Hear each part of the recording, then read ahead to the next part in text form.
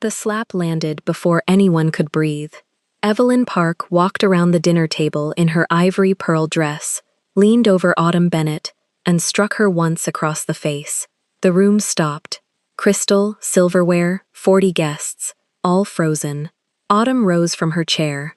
She smoothed the royal plum silk of her dress, and she slapped Evelyn back with the same exact weight. Every eye turned to one man.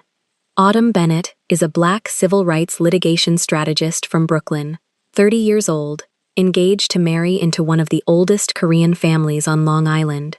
She spent the drive over rehearsing honorifics from a hand-bound poetry book. She wanted to be welcomed. She wore silk. She brought a gift for the grandmother. Park Ji-hoon is the head of the Park family, 37. They call him the Quiet One. A black dragon tattoo runs down the left side of his neck and disappears under a crisp white collar. His sister asked, in perfect English, if his children would be raised to speak Korean, or whatever it is your people teach at home. That was the sentence that made Autumn stand up. Ji-hoon folded his napkin. He reached for his phone. And what he did in the next 40 minutes rewrote every rule the Park family had followed for 4 generations. Before starting the story, comment down below where you are watching from and what time it is there. If stories of karma, love, and hidden truths move you, leave a like, be sure to subscribe to the channel, and click join to become a member and help our channel. The town car crossed the Long Island Expressway at the exact speed Ji-hoon had requested 3 weeks earlier, and Autumn Bennett moved her lips without sound, shaping the honorifics one more time.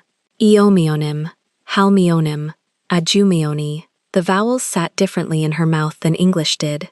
They asked for a lower jaw, a softer throat, a patience she had not been raised to give words.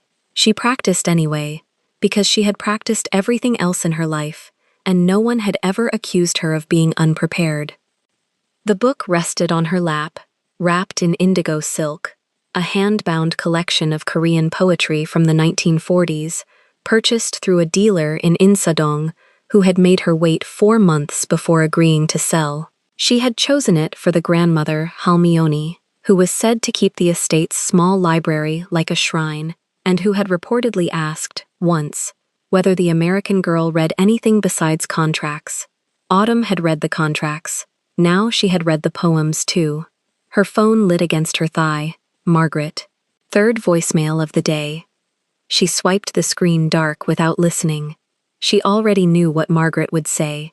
Margaret Whitfield had raised her the way a good lawyer raises a good client, through repetition, through cross-examination, through the patient production of exhibits. Margaret's voicemails were exhibits. Autumn would review them tomorrow, in the safety of her own kitchen, with coffee, with the marble counter under her palm, and the East River outside her window, and she would call back, and Margaret would tell her, in that low, warm register that had gotten Autumn through the bar exam, and the first ceiling, and the second, that whatever had happened at dinner had not happened to her. It had happened around her, and that was the distinction that kept a black woman standing in rooms that had been built to seat someone else. She had known since the 3rd fitting for the dress, since the tasting menu in October, since the moment she'd told Margaret, in that quiet corner of the office on Water Street, that Park Ji-hoon had asked her to come to the family estate for the pre-wedding dinner, and Margaret had set down her coffee and said, "Autumn, they already gave you the ring. You do not have to keep auditioning for the family." Autumn had not answered then. She was answering now, in the silence. The royal plum dress fell around her knees in a heavy silk crepe that did not wrinkle. She had chosen the color because it read as respect in both directions. Dark enough for a Korean matriarch's dinner, rich enough for a Bennett woman raised by her grandmother in a Baldwin brownstone to feel like herself. Her hair was down, straightened to a mirror shine, layers falling past her waist in the long silk press she'd sat under a hood for 4 hours to receive. The scarpins matched her clutch, the diamond studs matched the bracelet matched the ring, and the ring, she reminded herself, matched nothing at all except the man who had put it on her finger in a garden in Kyoto 6 months before. She thought about the first time she had met Ji-hoon, a boardroom in Midtown, He had been sitting 3 chairs down from a client she was quietly disassembling on a compliance issue, and she had not looked at him once during the deposition because she had learned not to look at handsome men in rooms she was winning. He had waited for her in the elevator lobby afterward. He had said only, "Ms. Bennett, may I write to you?" She had said, "About what?" He had said, "About anything you are willing to answer." She had given him her card. That had been 18 months ago. The ring was 6 months old. The dinner was tonight. The driver glanced at her in the mirror. 12 minutes, Ms. Bennett." "Thank you, Daniel." She lowered her eyes to the book and turned it in her hands. The silk wrapping was tied with a flat knot, the kind Ji-hoon had taught her one Sunday morning in her kitchen, while the espresso cooled, and he refused to explain why he knew the knot at all. She'd asked him 3 questions that morning. He'd answered 1. That was the ratio. He was already at the estate. He had gone the night before, in a separate car, because his mother had asked to speak with him alone before the family gathered.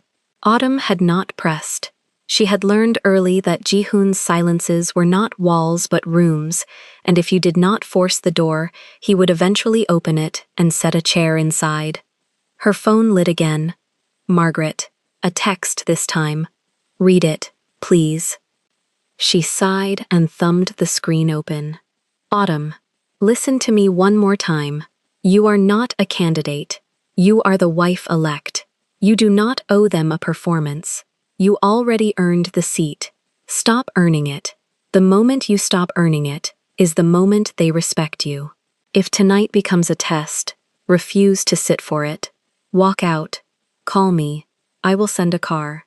I love you, Margaret." Autumn read it twice. Then she set the phone face down on the seat and looked out the window at the low stone wall, running along the shoulder of the road. The wall marked the beginning of the estate's outer boundary. 3 miles still to the house. Ji-hoon had told her that once, that his great-grandfather had bought the wall before he bought the land, because a man who could not decide where his edges were could not decide anything else. She had laughed. Ji-hoon had not. She thought about Margaret's word, performance. It was not entirely wrong. She had chosen the dress. She had practiced the honorifics. She had ordered the book from a dealer who had waited 4 months to be convinced she was serious. She had memorized the seating chart, the drinking order, the sequence in which the elders were addressed. She had spent an hour with a dialect coach on the pronunciation of Halmioni's name, because Halmioni was 91 and would not be corrected twice. But there was a difference, Autumn thought, between performance and preparation, and Margaret, who had grown up watching black women be told they were unprepared, no matter how prepared they were, sometimes forgot the difference on Autumn's behalf. Autumn had not forgotten. Autumn had spent 30 years being precisely as prepared as the room required, and then 5% more. 5% more was the dress. 5% more was the book. 5% more was the way she had said, to the mirror in her apartment that morning, before touching the flat iron to a single strand, "This is not a costume. This is a courtesy." The car turned off the main road and onto the private drive. Beech trees rose on either side, their bare branches braided against a low pewter sky. The drive was longer than the road. Autumn had once tried to calculate the acreage from an aerial photograph, and had stopped when she realized she was calculating a country. She lifted the book to her lap and rested one palm on the silk wrapping, feeling the shape of the spine beneath. She thought of the grandmother's hands. She thought of what she would say when the grandmother took the book. She had rehearsed 3 sentences. She would use only 1. She lifted the phone once more. She did not open Margaret's text again. She opened the photograph she kept behind her lock screen. Her grandmother, Loretta Bennett, on the stoop of the Baldwin brownstone, in the summer of 1998, one hand on Autumn's shoulder, and the other holding a paper fan from the AME church down the block. Loretta had died the winter Autumn made partner. Loretta had never met Ji-hoon. Autumn looked at the fan, and the shoulder, and the small, serious face of the 6-year-old girl who was already, in that photograph, standing at exactly the speed a room required. She locked the phone. The house came into view. It was not a house so much as a proposition. 3 stories of dressed limestone, a slate roof, tall symmetric windows warmed from within by a light autumn could feel from the drive. A discreet portico, 2 men in black suits standing at attention on either side of the door, hands folded in front of them, earpieces coiled behind their right ears. She recognized the taller one, Choi Min-jae, Ji-hoon's head of security. He met her eyes through the windshield with the flat, professional gaze of a man who had already decided she belonged inside the walls and would defend her accordingly, and she nodded once because that was all he required. The car stopped. Choi Min-jae opened her door himself. That was a message. Ms. Bennett. Choi-si. She said his name in Korean, because she had practiced that too, and because Ji-hoon had told her that Min-jae, whose scar cut a thin white line through his right eyebrow, valued the small courtesies more than the large ones. Min-jae's mouth did not smile. His eyes did, briefly. He is in the east drawing room.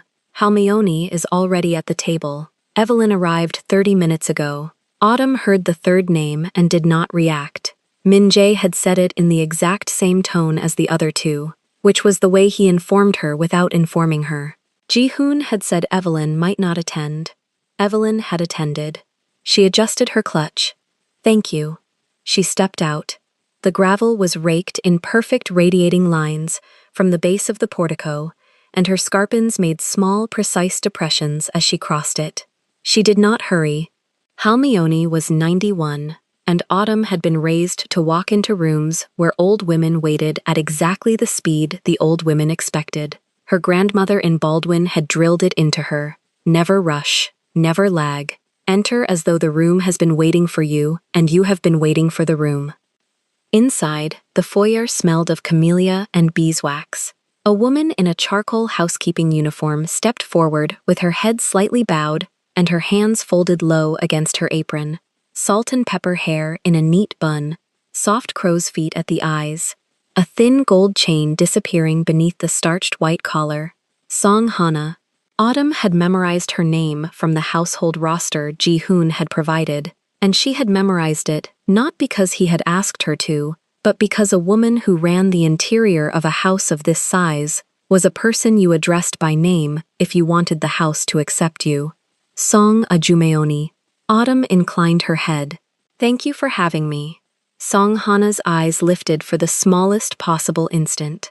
Autumn felt herself being weighed, and weighed correctly. Song Hana bowed and reached, without asking, to take the silk-wrapped book from Autumn's hands. I will bring it to the table when it is time. Thank you. Autumn watched the small, compact frame turn and disappear down a corridor, with the book cradled against her stomach, the way a woman carries something breakable. Then, Ji-hoon was in the doorway of the east drawing room. He did not smile. He never smiled on entrances. He looked at her across the length of the foyer, with the almond-shaped dark eyes that had made her stop mid-sentence the first time she saw them in a conference room in Midtown, and he inclined his head half a degree, and that was more than most men did with their entire bodies. He was in the bespoke black suit she had chosen the fabric for. Black silk tie, crisp white dress shirt, collar high enough to almost hide the tail of the black dragon tattoo that ran up the left side of his neck and curled behind his ear. The tattoo had been the first honest thing she'd ever known about him. He had not tried to cover it on their first date. He had not explained it either. She had loved both choices at once. Autumn. Just her name. The vowels landed in his mouth the way she was trying to make Korean vowels land in hers, with a lower jaw, a softer throat, a patience. She crossed the foyer. He did not close the distance. That was courtesy too. He let her come to him at her speed, and when she was close enough, he lifted his right hand and placed it, very lightly, at the small of her back. The pressure was almost nothing. It was everything. Halmione is at the head of the table, he said quietly, near her ear. My mother is on her right. My uncle Yong-sik is on her left. Evelyn insisted on the seat beside me. I did not argue with her. You should not have. No. He looked at her then. and she saw, for the smallest possible instant, something she had rarely seen on his face, a flicker of preparation. Not fear, Ji-hoon did not do fear, but the readiness of a man who had walked into rooms his entire life expecting a knife, and had learned not to remove the expectation, just because the room contained his family. Autumn. Yes. Whatever she does tonight. Yes. Do not shrink. She looked up at him. She had never shrunk in her life, that she knew of, but she understood he was not accusing her. He was arming her. I won't. Good. His hand slid from her back and offered her his arm. She took it. They walked together toward the dining room, and the low murmur of Korean voices, and Autumn's mouth was already rehearsing the honorifics one more time, the vowels settling, the jaw lowering, the throat opening, the patience arriving. At the threshold, a woman in ivory rose from her seat beside Ji-hoon's empty chair. Evelyn Park, slim, elegant, coldly perfect. Deep black hair pulled into a low chignon at the nape, almond eyes flat as glass. She did not smile. She did not need to. She lifted her fingertips together at her waist in a small, precise gesture that in another woman might have been welcome, and in this woman was measurement. Ah, Evelyn's English was flawless, the vowels rounded by an education in Zurich and finished in London. You made it. We were beginning to wonder. Autumn met her eyes and let a full second pass, then she bowed, half a degree deeper than Evelyn's greeting required, because Ji-hoon had taught her that when someone offered you the wrong shape, you gave them the right one back and let them adjust. Iani, older sister-in-law. The honorific Evelyn was owed by rank and by the seating chart. Autumn used it clearly, without apology, without flourish. Thank you for waiting. Evelyn's mouth twitched, not a smile, the muscle memory of one, arrested. She stepped aside to let Autumn pass, and Autumn passed, and behind her Ji-hoon's hand returned briefly to the small of her back, and did not leave again until she was standing at her chair. Halmione, at the head of the table, lifted her small dark eyes and looked at Autumn for a long moment. Autumn met them. She did not smile either. She waited. Halmione lifted one hand from the tablecloth, a slow, deliberate lift, and turned the palm upward once, and lowered it. It was the smallest of gestures. It was permission to sit. Autumn sat. The soup was already at the settings. Somewhere behind her, a door opened and closed, and she felt the presence of Song Hana crossing the room without sound, moving toward the sideboard, where the silk-wrapped book had presumably been placed to wait for its moment. Autumn did not turn to look. She lifted her spoon at the pace of the woman to her left, who was lifting hers at the pace of the woman to her left, who was lifting hers at the pace of Halmione. Across the table, Uncle Yongsik was watching her over the rim of his water glass. The jade signet ring on his right pinky caught the candlelight for a second and flashed green. Beside him, a young cousin she had not yet been introduced to was already looking away. Ji-hoon, at her right, lifted his own spoon at the exact pace Autumn was lifting hers. She felt, for one brief animal instant, that the two of them were walking the same tightrope at the same height, above the same drop, and that neither of them was going to fall tonight because the other one was there. She lifted the spoon. She lowered the spoon. She practiced the honorifics silently against the roof of her mouth. 5% more. The room was waiting. She was ready. The Park estate rose out of the manicured hedges like something built to outlast the century that made it. Autumn stepped out of the town car, and the driver did not look at her. That was the first thing she noticed. On every other visit he had said good evening. Tonight he kept his eyes on the gravel, and the gravel gave nothing back. Song Hana was waiting under the portico.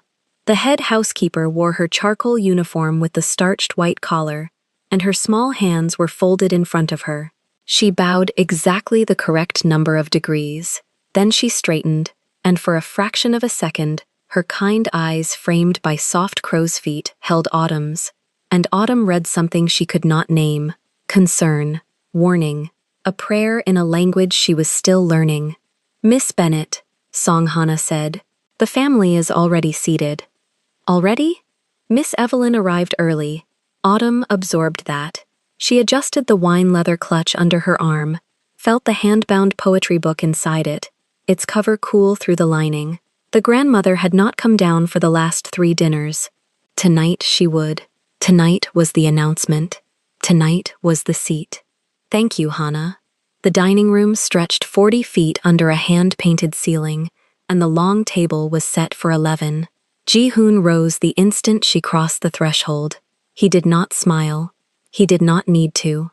His almond-shaped dark eyes moved from her face to the empty chair on his right and then back to her face, and the room understood the geography without a word. She walked the length of the room in the royal plum silk crepe, and her posture did not bend, and her luxury silk press caught the chandelier light and held it. Evelyn was seated 4 chairs down. She wore the ivory pearl haute couture dress with the long sleeves, and her low chignon bun was tied so precisely it looked drafted. She did not stand when Autumn entered. Uncle Yongsik did not stand either. The 3 cousins, 2 men and a woman in their 30s, all polished, all watching, followed the uncle's lead. The grandmother, at the head, inclined her silver head 1 careful inch. It was more than none. It was less than a welcome. Autumn reached her chair. Ji-hoon pulled it out for her. She sat, he sat, the soup course began. She spoke in Korean when the grandmother's eyes found her. She used the honorific she had rehearsed in the town car, and the grandmother's mouth softened at the corner. It was not a smile. It was closer than a smile had been in 9 months. Autumn felt the small victory land under her ribs and stay there. The second course was a chilled seafood preparation on white porcelain.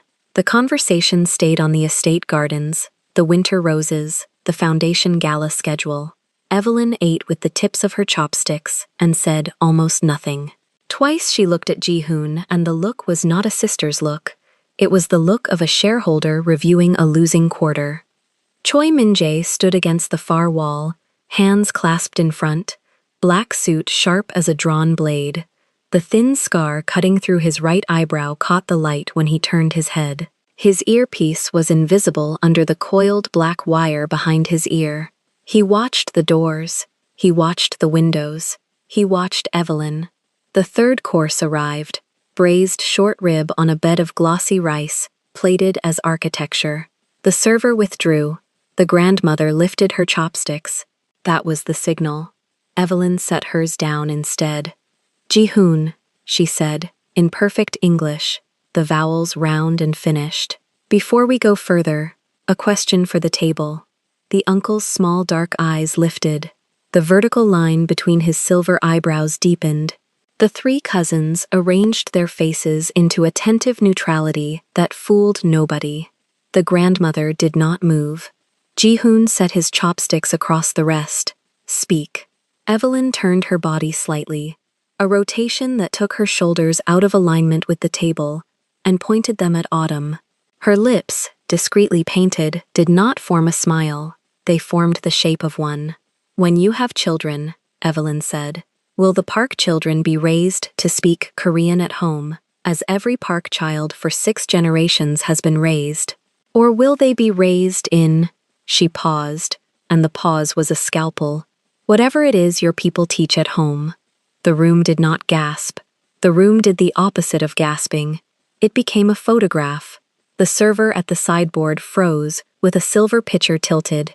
The grandmother's chopsticks hovered a half-inch above the porcelain.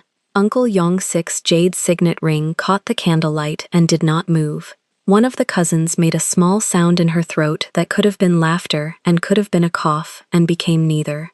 Autumn felt her own pulse under her jaw. She felt Ji-hoon go still beside her. Not tense, still. There is a difference, and every predator in the natural world knows it. She set down her chopsticks. She did it slowly and precisely. She placed them across the porcelain rest exactly parallel to Ji-hoon's. Then she lifted her chin, and she answered in Korean.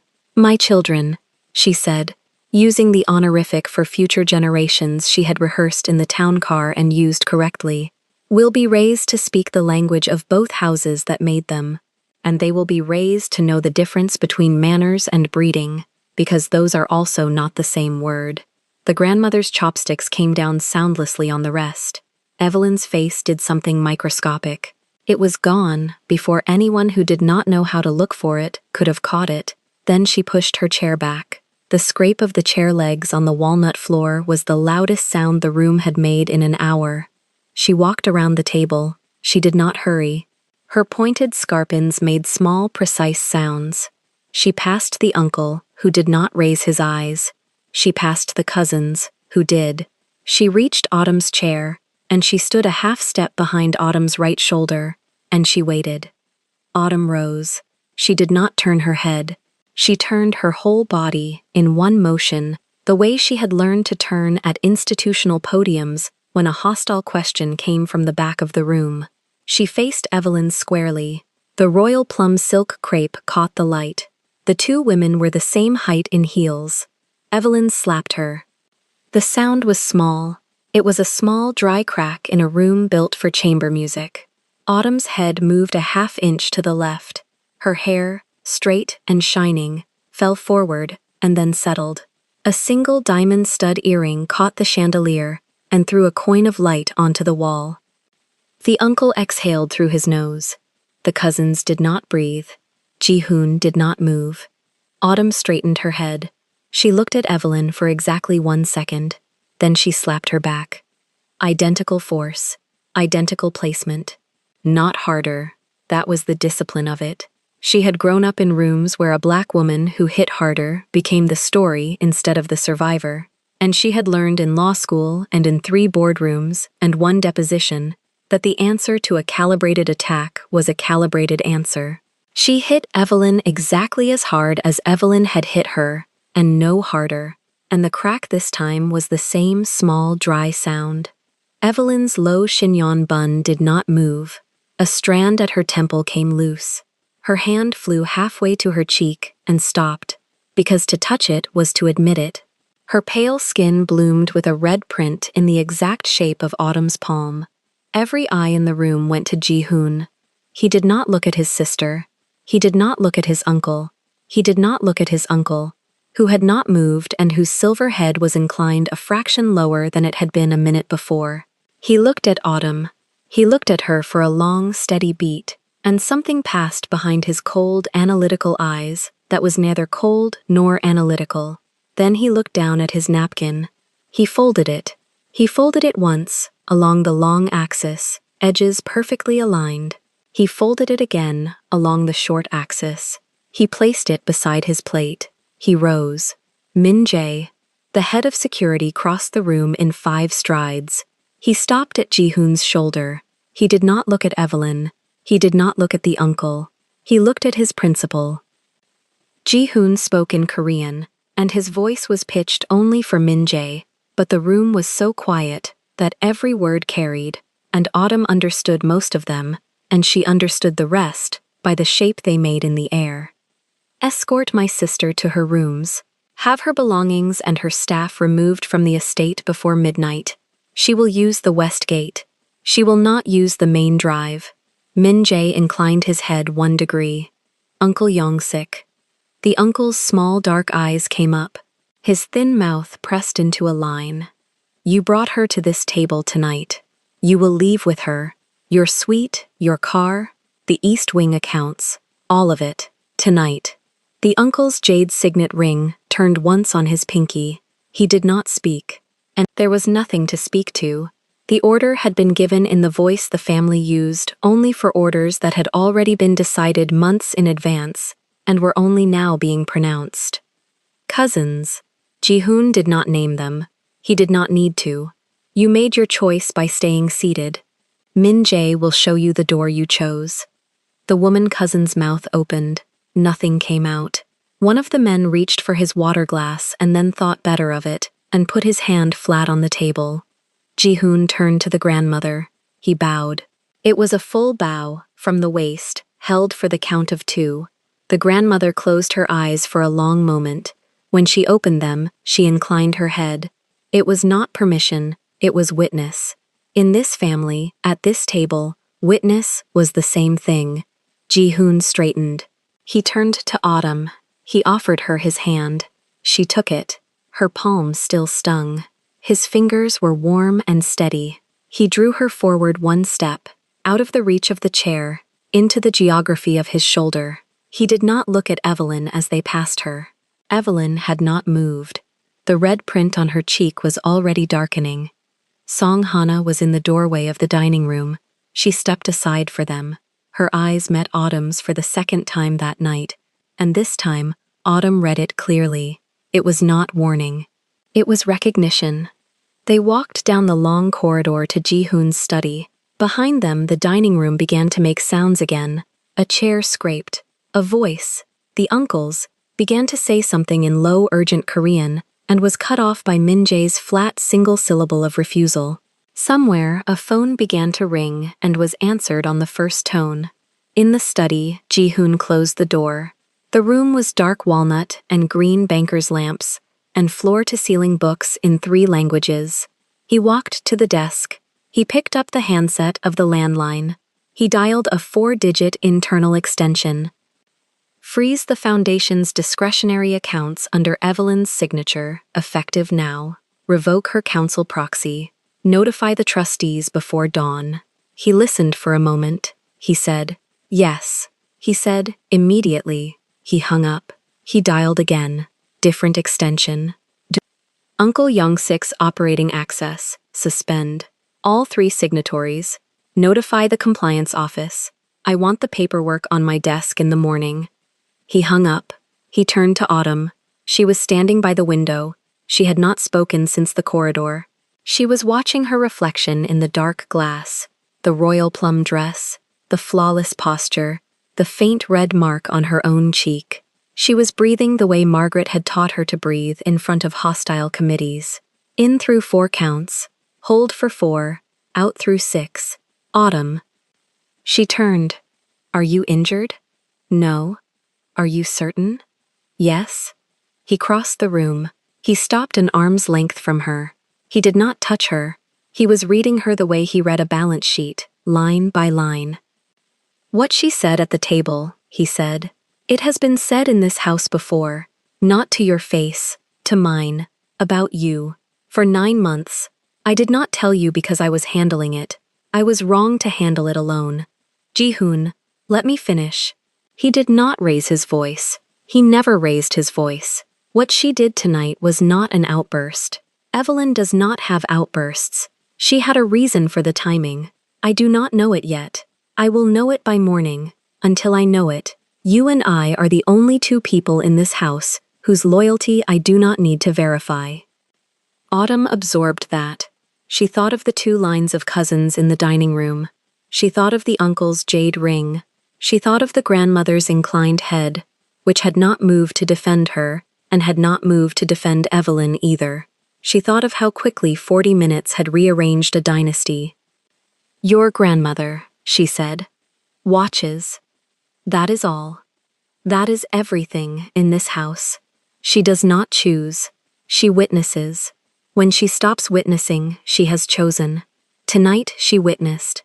That is enough for tonight. Outside the study, in the long gravel drive, headlights began to move. 2 cars, then a third. The uncle's silver Bentley, Evelyn's white sedan, a cousin's SUV. They rolled past the study window in a slow procession, and none of them turned their heads toward the house they had lived in, on and off for 4 decades. Ji-hoon watched them go. His jaw did not move. The black dragon tattoo along the left side of his neck was hidden under the white collar, but Autumn could see the edge of it where the tail curled behind his ear. They will not stay quiet, she said. No. They will move. Yes. Against you. Against us. He said the word plainly. He did not soften it. Autumn heard the pronoun and let it settle. 9 months of trying to earn a seat, and tonight, at the 3rd course, the seat had been redrawn as a 2-person bench with no backup and the entire exiled branch of the family on the other side of the estate gates. Song Hana knocked once and entered without waiting. She carried a small silver tray with 2 cups of barley tea. She set the tray on the desk. She did not look at Ji-hoon. She looked at Autumn. She bowed, and when she straightened, she used the daughter-in-law honorific, the full one, the one only family used, and she said, in Korean, "Please drink something warm. The night is long." Then she was gone. Autumn stared at the closed door for a moment. Her palm was still warm from the slap. Her Korean was still holding. The seat had cost more in 40 minutes than she had expected to pay in a decade, and the bill had not stopped running. Ji-hoon lifted one of the cups. He offered it to her. She took it. The barley tea was warm through the porcelain. She raised it to her lips. She drank. Above them, on the estate roof, the security lights along the west wing came on one by one as Min Jae's team moved through it. Below them, the last set of headlights disappeared past the gatehouse. The house went quiet. Not peaceful. Quiet. There is a difference, and every woman who has ever survived a dinner she was not supposed to survive knows it. She set the cup down. She looked at her husband. She said, in Korean, so that no listening ear could pretend to have misunderstood. "Then we begin." He inclined his head. 1 degree. Witness. And on the desk between them, the landline began to ring again, and the night did not end. It only turned the page. The line rang twice before Ji-hoon lifted the receiver. He did not say hello. He listened. Autumn stood at the tall window, overlooking the estate's rear lawn, watching a groundskeeper walk a wet path along the boxwoods, and she counted the seconds, because counting was cheaper than thinking. 12 seconds. 14. Ji-hoon set the phone back in its cradle and looked at her the way a man looks at a bridge he has just realized is on fire. "Preston Whitaker," he said, "the banking client." "Yes. He has terminated the retainer. Effective this morning." Autumn's hand tightened around the strap of her clutch. Preston Whitaker had been her first serious institutional client. 4 years, 2 crisis briefings a quarter, a private cell number. Reason given? Alignment concerns. That's not a reason. It is when 3 other clients say the same phrase before noon. She turned from the window. 3. He named them. Halston Group, the Varick Trust, Callahan Aerospace. 2 on the East Coast. 1 in Chicago. All of them had, in the last 48 hours, sent notarized letters citing alignment concerns, transitional review, or reputational hygiene, in that order, in that language. Autumn recognized the language. She had drafted a version of it herself, years ago, for a client dropping a lobbyist who had become inconvenient. "That's coordinated," she said. "That's not 4 independent decisions. No, that's a script. Yes." She sat down slowly on the arm of the leather chair because standing suddenly felt like a thing that required more permission than she currently had. Ji-hoon reached into the top drawer of the desk and slid across a printed page. Bloomberg Terminal Capture. Timestamp, 06:14 that morning. An unnamed source close to the Park Foundation had informed the Newswire that the foundation was conducting an internal audit of its outside counsel arrangements and would be transitioning representation across all affiliated portfolios within the fiscal quarter. Autumn was not named. She did not need to be. Everyone who mattered knew who represented the foundation's outside counsel arrangements. "Evelyn owns the PR shop that feeds that terminal," Ji-hoon said. "Silvered Communications, registered in her name in 2019. It handles releases for 11 of the top 20 family offices in the tri-state. So the smear is coming from inside the house. It has always been inside the house." Choi Min-jae entered without knocking. He carried a tablet in his left hand and a folded newspaper in his right. He gave the newspaper to Ji-hoon first, because paper was older than tablets, and Choi Min-jae was the kind of man who observed a hierarchy of bad news. Ji-hoon unfolded it. The New York Post, page 6. A grainy telephoto of the dining room from the previous evening, taken from an angle that could only have come from inside the room, taken at the exact frame of the second slap, with Autumn's hand still airborne and Evelyn's cheek turning the color of a fresh peony. The headline was a single word in 72-point sans serif: unbecoming. Autumn read the caption twice. She did not read the article. She did not need to. She could feel the article in her jaw. "Who was inside the room with a phone?" she said. "A niece," Ji-hoon said. Young-sik's youngest, 17. She has been paid for the frame, and for her silence about being paid for the frame. And the injunction. He handed her the tablet. Choi Min-jae stepped back to the door. Autumn scrolled.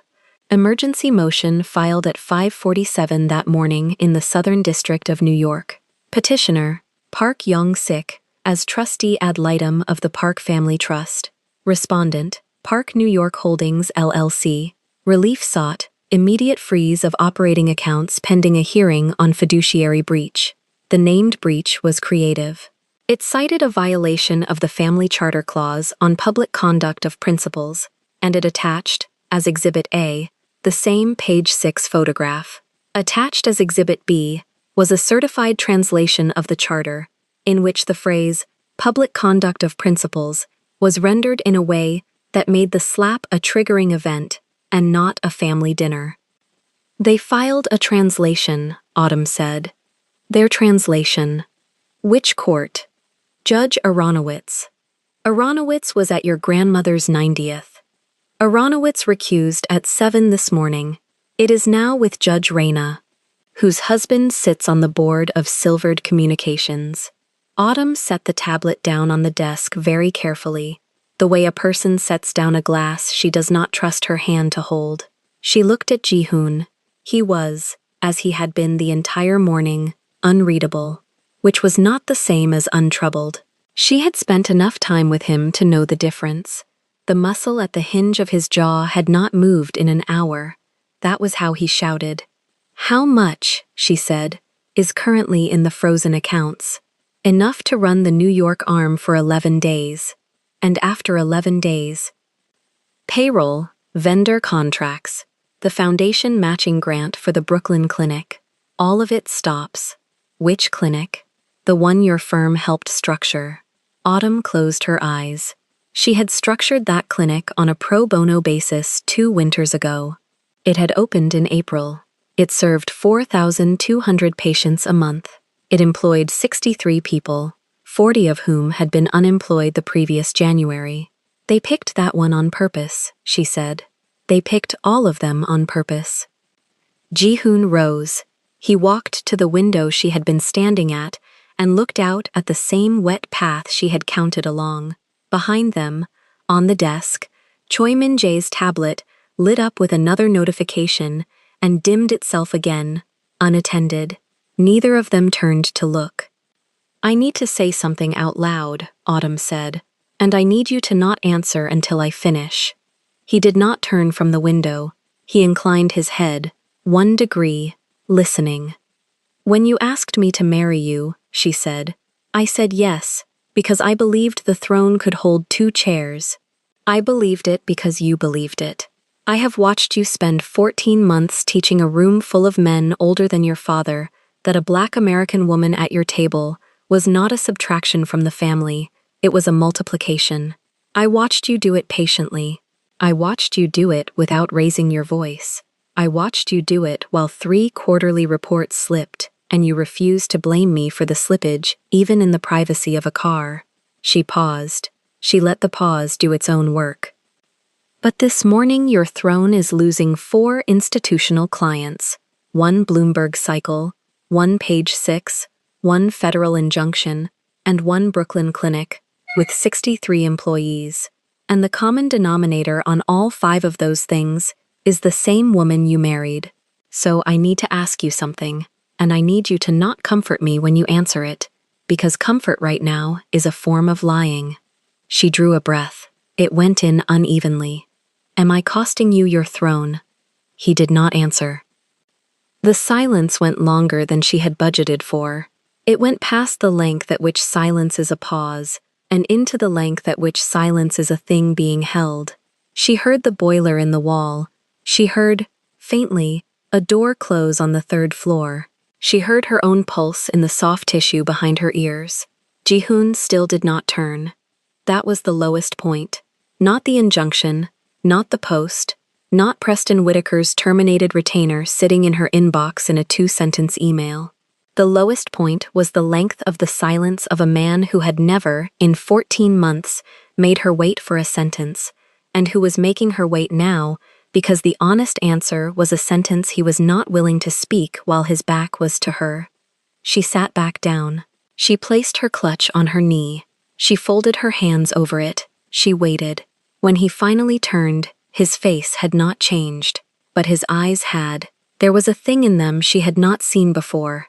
Not doubt, not regret, something older. Something closer to the way a man looks at a wound he has already decided to survive but has not yet finished counting. "You are asking the wrong question," he said.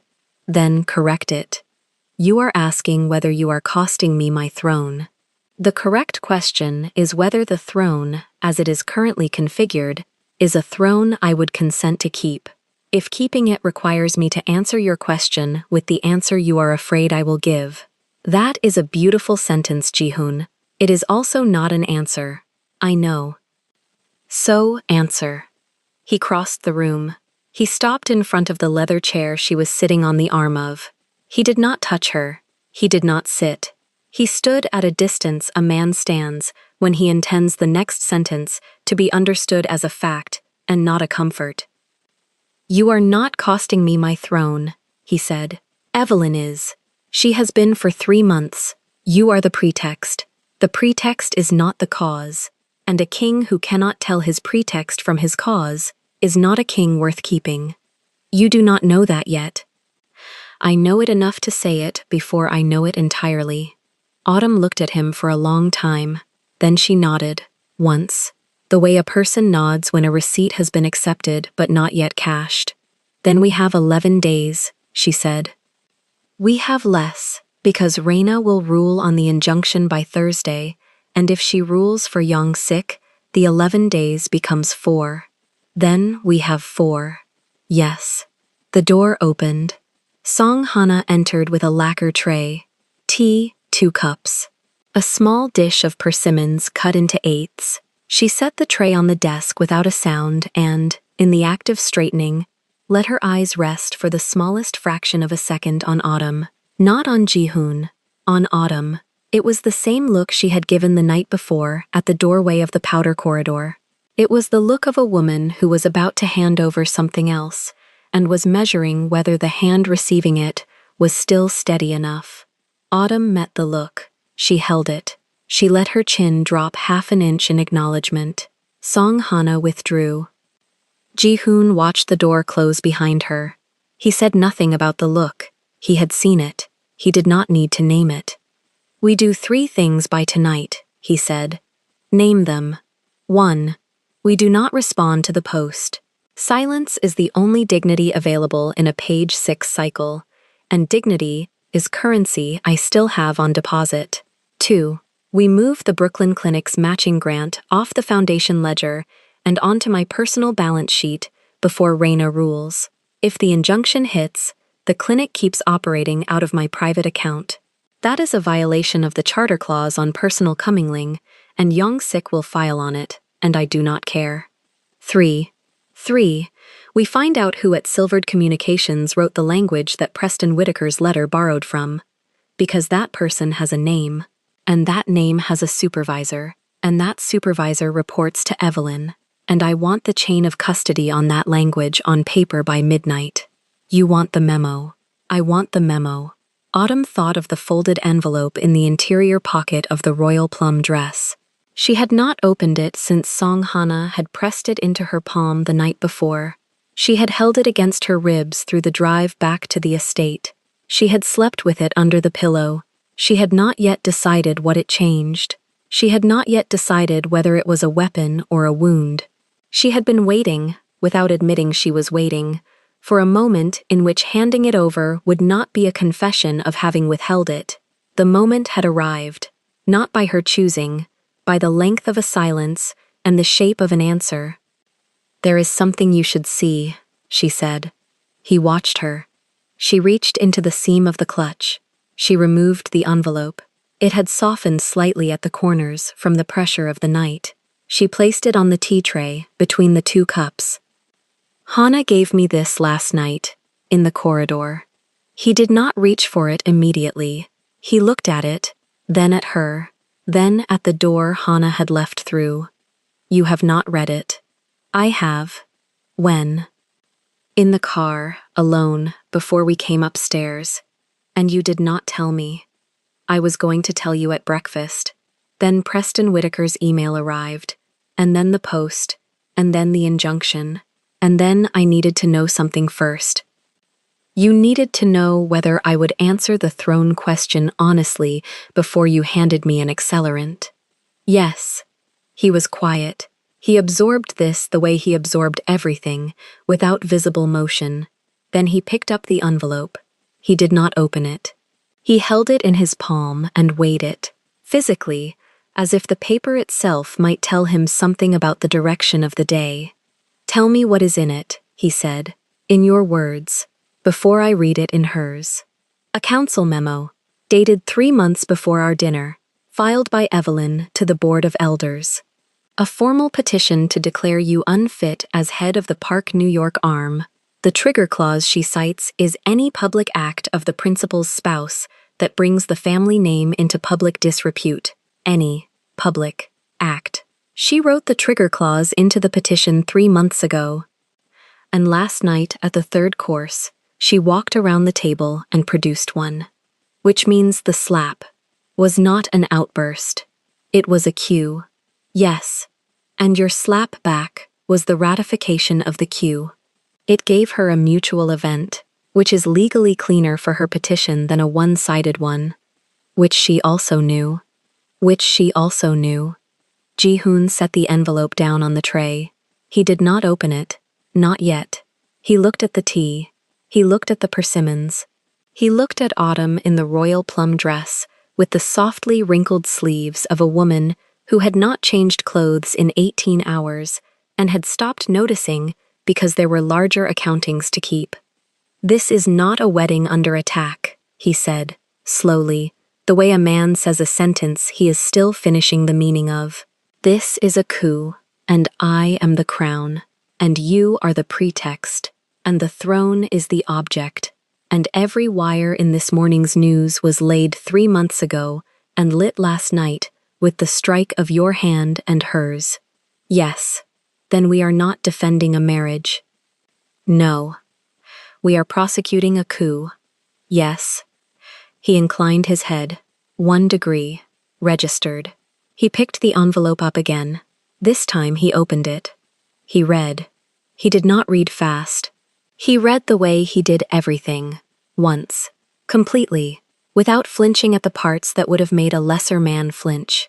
When he reached the last line, he set the paper down flat on the tray, aligned its edges to the lacquer, and lifted the receiver of the landline. Choi, he said into it, and then he said 3 sentences in Korean that Autumn had not yet learned to translate, but understood in her chest before she understood in her ear. The sentences had the cadence of a directive. The last of the 3 had the cadence of a name being marked. He set the receiver down. By tonight, he said, I will know every hand that touched that memo before it reached the council. By tomorrow, I will know who paid Young-sik's niece for the photograph. By Thursday, I will know whether Judge Reina's husband voted for his own appointment to the Silvered Board, or whether it was gifted to him. And by Friday, when Evelyn is expecting a settlement conference on the injunction, we will not offer her a settlement. We will offer her a choice. What choice? The one she gave me at the third course, publicly, in front of witnesses, in language she cannot deny. Autumn thought about that. She thought about the shape of a public choice offered in front of witnesses in language a person cannot deny. She thought about what that shape had looked like when Evelyn had done it. She thought about what its inverse would look like when Ji-hoon did it back. She did not smile. She did not need to. We will need Margaret, she said. Call her. She will not answer at first. She left me a voicemail yesterday, telling me to stop earning a seat I already occupied. I did not call her back. Then apologize when she picks up, and then tell her what she is walking into, and then ask her to be at this house by 7. She will be here by 6. Good. He looked finally at the tea. It had gone cool during the reading. He did not drink it. He looked at Autumn instead, in the flat winter light through the tall window, in the royal plum silk that had held its drape through 18 hours it was never designed for. She looked like a woman who had been given a receipt and had decided to cash it. "Autumn," he said. "Yes. I owe you an answer to the question you asked me. The real answer, not the one I gave you standing up. I know. You are not costing me my throne. You are the reason I finally know which parts of it were never mine to begin with." She did not answer. She reached for the tea. She lifted it. She drank the cool tea in 3 swallows, the way a woman drinks water after crossing a distance she had not planned to cross. She set the cup down on the tray, in the ring it had left on the lacquer. Exactly. Outside, on the wet path, the groundskeeper had finished his round and was walking back toward the gatehouse. The sky over Long Island was the color of a page not yet written on. Somewhere in the estate, a phone was ringing again, and a door was closing, and a housekeeper was carrying a second envelope in the inside pocket of her charcoal uniform, waiting for a corridor, and a moment, and a hand steady enough to receive it. But that was a later page. That was Thursday. That was after Raina. That was after the choice. For now, in the study, in the flat winter light, a king and his pretext sat across a tray of persimmons and cool tea and a council memo aligned to the edge of a lacquer surface, and they began, very quietly, to prosecute a coup. The persimmons went untouched. The tea cooled in its celadon cup, and no one lifted it. Between Autumn and Ji-hoon, on the lacquer surface, the folded council memo lay squared to the edge like a document waiting to be signed into evidence, and the winter light through the study window pressed pale against the paper, as if trying to read what she had already read. Ji-hoon did not raise his eyes from the memo. He did not need to. He had absorbed the 2 paragraphs in the time it took Autumn to steady her breath, and now his stillness had a different quality than the stillness she had known in him before. Before, his silence had been a room he lived inside. Now it was a corridor with a door at the far end, and he was walking it, and the door led somewhere she could not yet see. 3 months, he said finally. The 2 words landed on the lacquer without emphasis. She filed it 3 months ago. The dinner was staged. The slap was the trigger clause. He turned the memo 1 quarter, then another, as if the compass rose of the paper mattered. Section 3, Subclause 2. A public act of disgrace by the incoming spouse toward a senior council member, witnessed by 3 or more foundation directors, activates emergency review. She built the room. She sat you at the head of it. She waited for her line. And I gave it to her. You gave her nothing. He looked up. His eyes were the coldest she had ever seen them, and not toward her. You returned what she handed you, which is what a park does. That is precisely why she chose the trigger she chose. If you had wept, she had a plan for that as well. Autumn set her palms flat on the lacquer to feel something that was not the buzzing at the back of her skull. The morning had been long, and it was not noon yet. She had come to this house prepared to earn a seat. She had not been prepared to discover that the seat had a trapdoor cut into it before she arrived. Ji-hoon, her voice was low, careful. This isn't a wedding anymore. No, it is a coup. Yes. He folded the memo along its original crease, precise as a surgeon closing tissue. It has been a coup since the day the engagement was announced. I mistook it for a marriage. That is my error, and I will not repeat it. He stood then, unhurried, and crossed to the intercom, set into the panel of dark wood beside the bookshelf. He pressed the small brass button. His voice, when he spoke into it, was the voice she had heard 3 days earlier at the dinner, when Choi Min-jae had received his instructions, and 40 minutes later, the courtyard had emptied of Evelyn's faction. Min Jae, the study. Bring the ledger. He released the button. He turned back to her. He did not sit. You will want to leave, he said. You should not.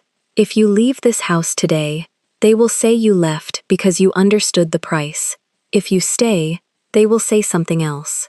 I will not tell you which is easier. I will only tell you that the second is truer. I'm staying. Then eat something. He gestured at the persimmons with a small, dry courtesy that was almost, but not quite, a smile. The next 48 hours will not be a place to be hungry in. She did not eat, but she picked up the Celadon cup and drank the cold tea, all of it, because she needed her hands to have a task, and because she needed him to see that she could still perform the small rituals of a house that had just declared war around her. Choi Min-jae came within 4 minutes. He carried a black leather ledger under his left arm, the earpiece behind his right ear, coiled and steady, his face arranged, as always, into the expression of a man who has decided in advance not to be surprised by anything. He stood at the threshold until Ji-hoon nodded him in, and then he crossed the room in 6 even strides and set the ledger on the lacquer beside the folded memo.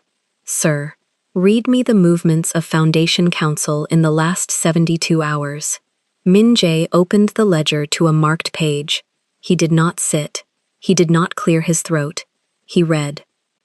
Attorney Han met with Uncle Yong-sik at the plaza, Wednesday, 11 a.m. Attorney Han met with the outside counsel for the Chungwon Council, Wednesday, 3 p.m.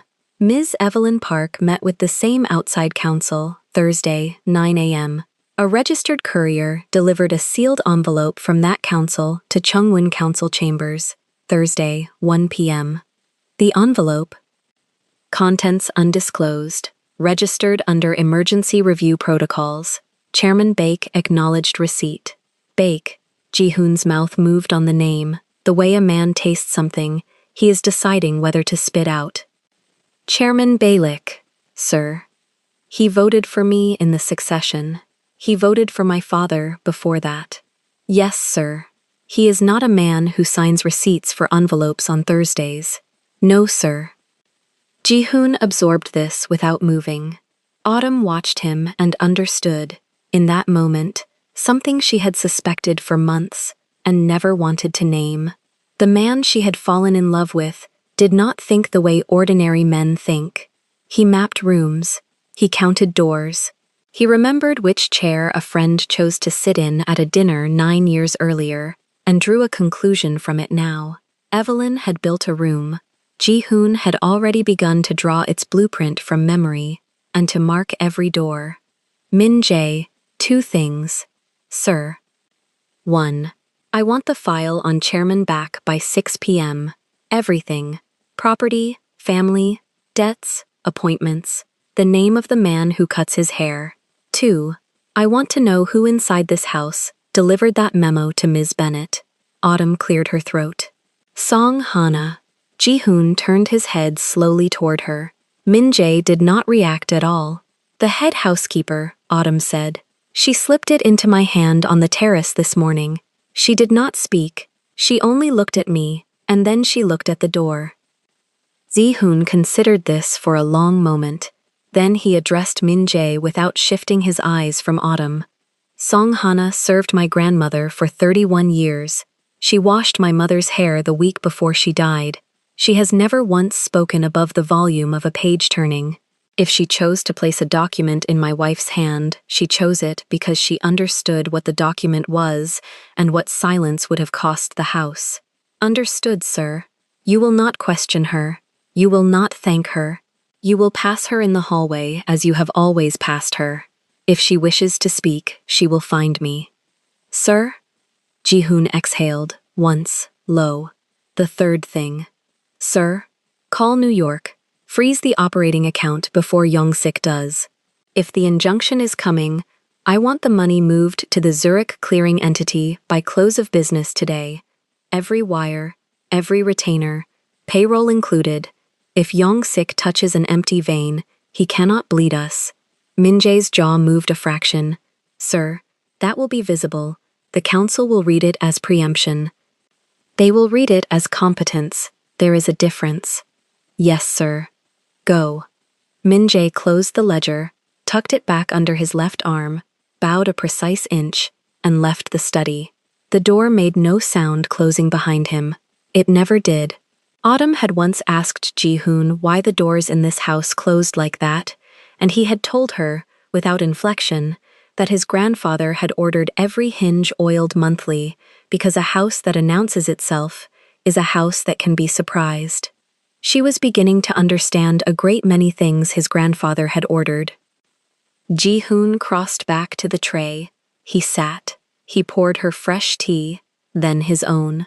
He performed these small gestures the way a man performs the last quiet acts before a long journey, and she understood that the journey had already begun and that the quiet was the point. Autumn. Yes. I will ask you a question. I want the answer you would give me at 3 in the morning, not the answer you would give me at a dinner. Ask. Do you want this? She did not pretend to misunderstand him. She did not ask which this. There was only one this now, and it sat folded on the lacquer between them, and it had teeth. She thought about her office in Manhattan, the one with the window that faced the East River, and the shelf of ceramics she had bought from a woman in Kingston, Jamaica, the summer she passed the bar. She thought about her mother in the church on Nostrand Avenue, and the way her mother had cried the day Autumn was named partner, and the way her mother had cried differently the day she had told her about Ji-hoon. She thought about Margaret Whitfield's voicemail, still unheard on her phone, warning her to stop earning a seat she already occupied. She thought about the way the persimmons on the tray were arranged, and the way she had walked into this house, prepared to memorize a family, and the way that family had prepared, 3 months in advance, to break the woman who tried. I want it, she said, and I want to be very clear about what it is I am saying yes to. I am not saying yes to being your wife. I already said yes to that. I am saying yes to standing in this room with you while we take that document apart, page by page, and I am saying yes to whatever the last page costs. He looked at her for a long time, then he inclined his head 1/4 of an inch. From him, it was a bow. Then we begin, he said. He unfolded the memo again, flattened it against the lacquer, and reached into the inside pocket of his jacket for a slim silver pen. He uncapped it. He underlined a single line in the second paragraph. Petitioner requests emergency review pursuant to a scripted precipitating event to be executed within the fiscal quarter. She wrote this, he said. She wrote it in her own hand, and she filed it with the council in her own name. That is not the work of a woman protecting a family. That is the work of a woman who has decided that the family is hers to inherit, and that I am the last obstacle to her inheritance. And me. And you. He set the pen down beside the memo. You are the door she needed opened. You were never the target. I was. Autumn turned this over in her mind. It fit. It fit the way a key fits a locksmith has already tested twice. Then why hurt me at all? Because she needed you to leave. His voice was almost gentle. If you leave, the council will read the marriage as a mistake I made in a soft season. She becomes the sober voice. She becomes the regent. If you leave, I do not survive her. I am not leaving. I know. He looked at her, and for the first time since Min-jae had brought the ledger, something in his face softened by a degree so small only she would have noticed. Which is why she has already lost. She only does not know it yet. There was a soft knock at the study door. 2 taps, spaced. Song Hana's knock. Ji-hoon nodded once, without speaking, and the door opened a hand's width. Song Hana did not enter. She stood at the threshold with her calloused hands folded in front of the starched white collar of her uniform, and she inclined her head to Autumn first, then to Ji-hoon. Master. Her voice was thin as a page. The kitchen has prepared a small lunch. If the lady would take it in the sunroom, the light is better there today. Ji-hoon did not smile, but something around his eyes eased. Song Hana. Master. You have served this house well." She did not answer. She only inclined her head another quarter inch, and then she looked at Autumn, and in the small, kind eyes, framed by soft crow's feet, Autumn saw something that was not warmth exactly, but was steadier than warmth. It was recognition. It was the look of a woman who had watched 3 generations of Park brides walk into this house and had decided, quietly, that this one would be the one who was told the truth in time. "The lady will take lunch in the sunroom," Ji-hoon said. "In a quarter hour. Thank you, Song-hana." She bowed. The door closed without sound. Autumn watched the space where the door had been. She knows more. Yes. There is more to know. Yes.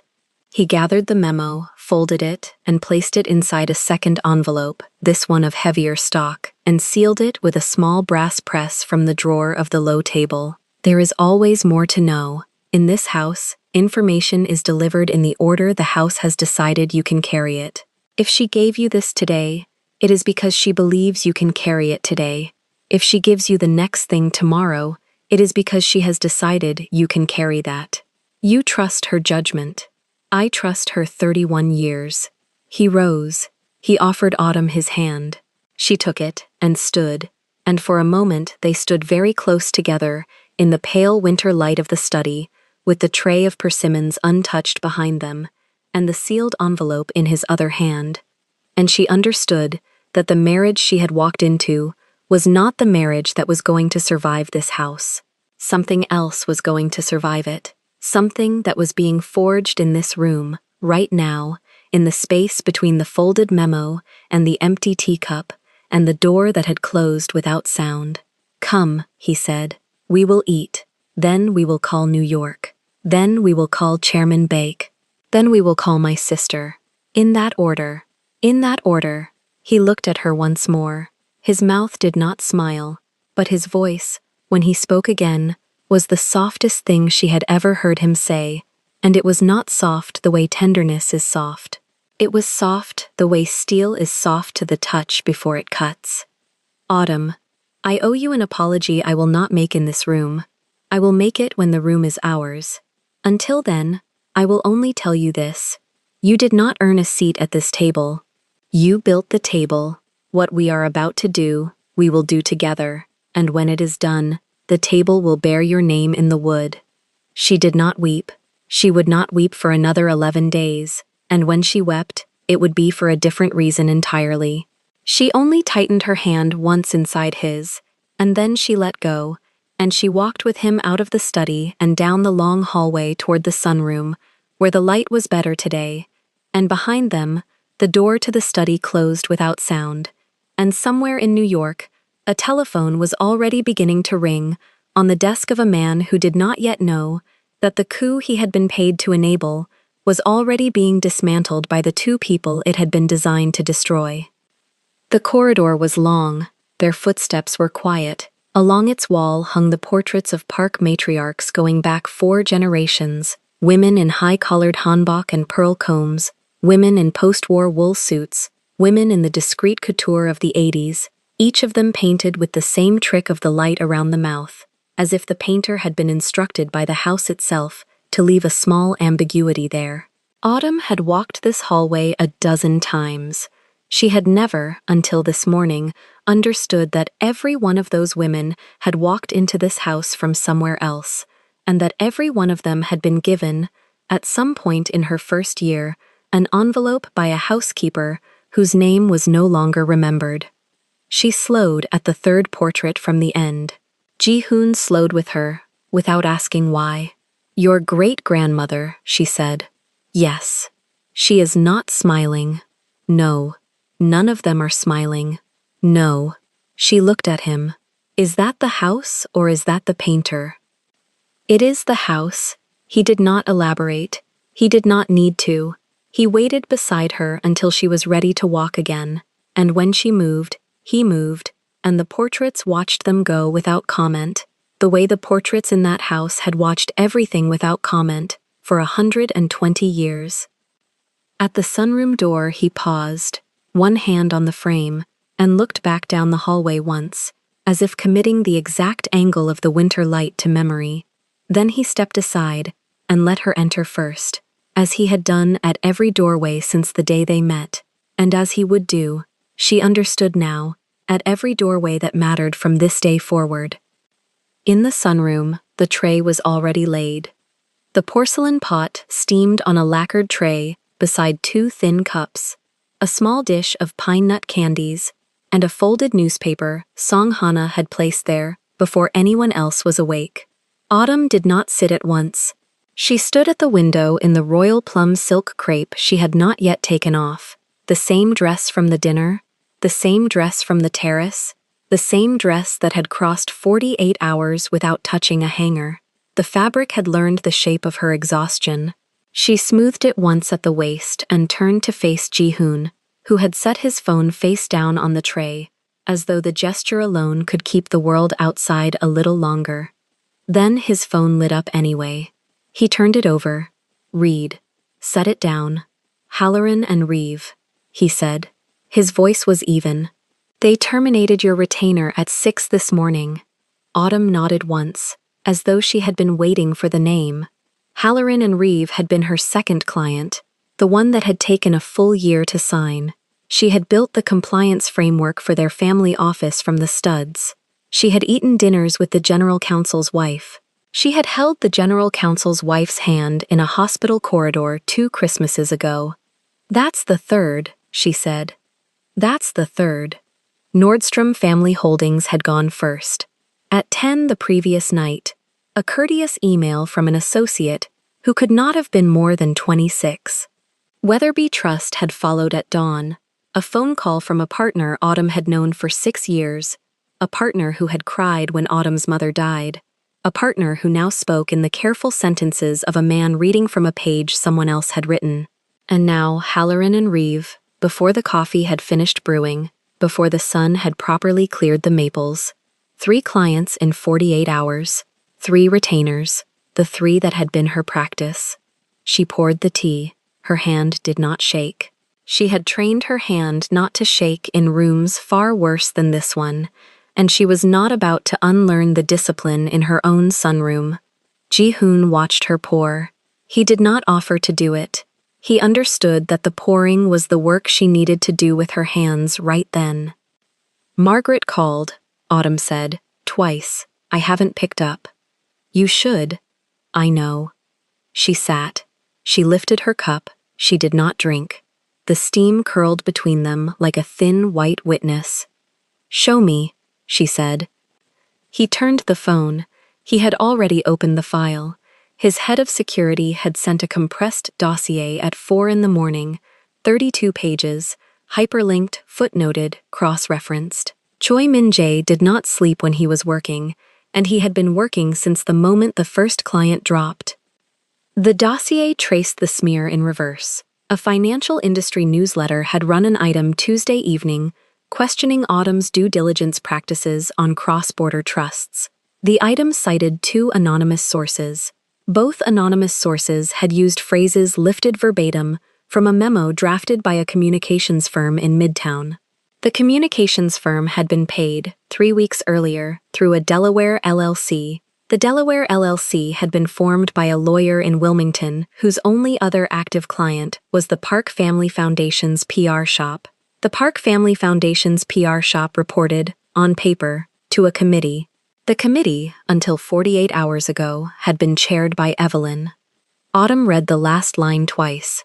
She started this 3 weeks ago, she said. She started this 3 months ago, Ji-hoon corrected quietly. The newsletter was the third wave.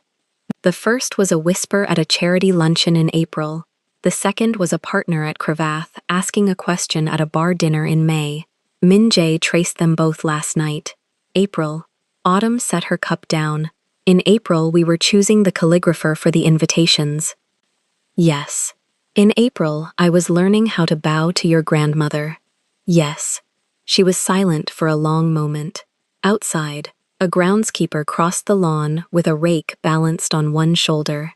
The sound of gravel under his boots reached them through the closed glass, patient, unbothered, a rhythm from a world where nothing had changed. There's more, Ji-hoon said. He turned the phone again. A tabloid site. The banner was in the aggressive red used for divorces and indictments.